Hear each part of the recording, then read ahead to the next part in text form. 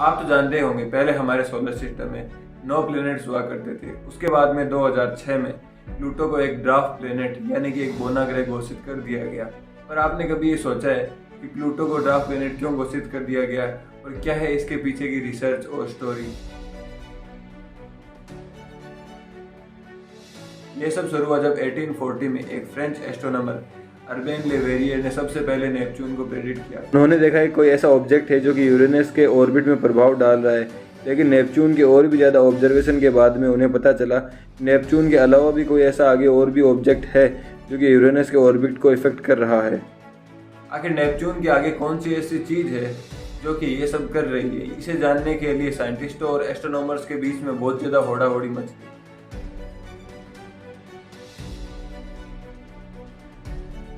इसके बाद में सन 1906 में एक अमेरिकन एस्ट्रोनॉमर पर्सिवल लोवेल ने एक नए प्रोजेक्ट की शुरुआत की जिसका नाम था the search of a possible 9th planet.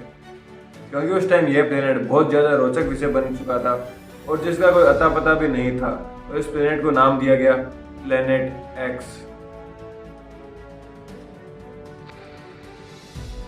Percival Lowell ही वो सबसे पहले व्यक्ति थे जिन्होंने सबसे पहले नेपच्यून से आगे किसी 9th प्लैनेट को प्रेडिक्ट किया था।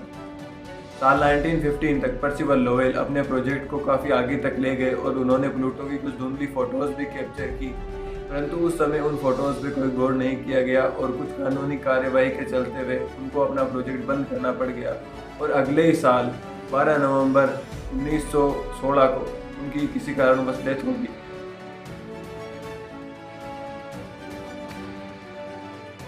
लगभग 15 साल बाद 1929 में इस प्रोजेक्ट को दोबारा शुरू किया गया और इस बार इस प्रोजेक्ट की जिम्मेदारी सौंपी गई क्लाइड टोम्बर्ग को और इन्होंने महज एक साल बाद 18 फरवरी 1930 को आखिरकार प्लूटो की खोज करी थी।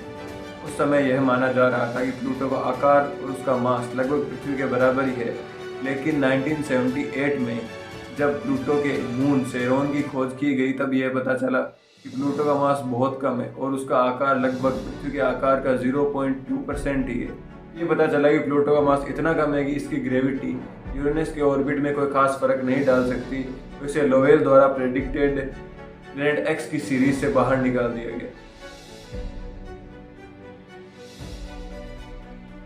परंतु अब तक प्लूटो को एक प्लैनेट ही माना जा रहा था। साल 2005 में एक और ऐसे ऑब्जेक्ट की खोज हुई जो प्लूटो से भी दूर था और प्लूटो से 27 गुना अधिक बड़ा था, तो जिसका नाम रखा गया एरिस। फिर क्या होना था? एरिस की खोज के बाद एस्ट्रोनॉमर्स में और नए सवाल खड़े हो गए। इस कारण इंटरनेशनल एस्ट्रोनॉमिकल यूनियन IAU ने 2006 के 26वें जनरल असेंबली में किसी भी ऑब्जेक्ट के प्लैनेट कहलाने के लिए नई डेफिनेशन दे दी, जिसके अकॉर्डिंग पहला, वो सूरज के चारों ओर चक्कर लगाए। दूसरा, उसके पास इतना मास हो कि वह खुद को गोलाकार बनाए रख सके। तीसरा और सबसे इम्पोर्टेंट कि प्लैनेट अपने ऑर्बिट को क्लियर रखे।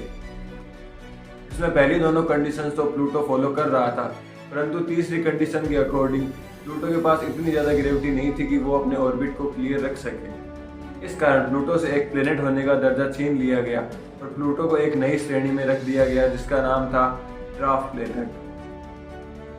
तो आपको कैसा लगा प्लूटो के बारे में जानकर? कमेंट बॉक्स में ज़रूर कमेंट कीजिए। इसी अमेजिंग वीडियोस देखने के लिए चैनल को लाइक और सब्सक्राइब कीजिए।